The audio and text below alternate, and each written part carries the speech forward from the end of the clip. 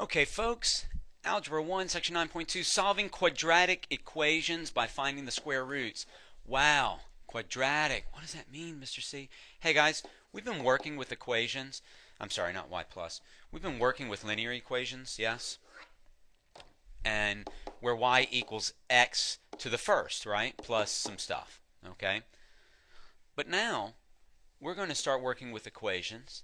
Say y is equal to x squared plus something in front of the x plus some stuff. Okay, we added an x squared term.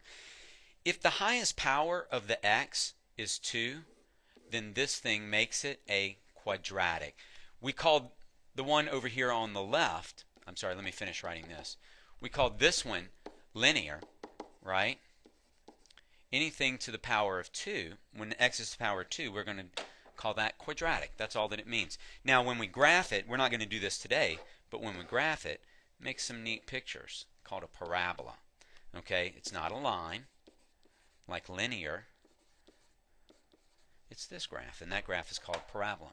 Okay? But that's not what we're talking about today. What we're talking about today is solving quadratic equations, okay, by finding the square roots. And guys, quadratic, here we go, x squared, right? The variable is being squared. X squared equals, let's just say 81, I'm sorry, 81. And remember what I told you first when we were working with square roots yesterday, that whenever I take the square root of a variable, when I'm solving, I have to give both possibilities for x. So this is going to be plus and minus 9. All right? Now, last night during your homework, you did some problems that had the plus and minus sign in it. And basically, that's when we simplify that, we have to simplify two separate problems. So we need to be aware of that today as we're solving stuff.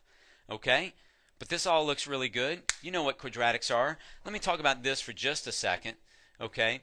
A, B, and C are just numbers. They're coefficients in front of the x. And you can think about there being an x back here, but it's x to the 0. And anything to the 0 is 1, right?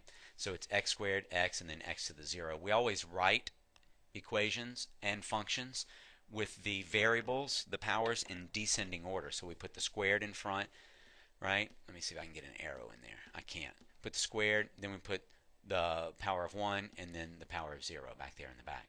Okay? Okay, but I'm just sort of rambling on about quadratics. Let's get in there and see about solving some equations. All right? Good job, guys. See you at example 1.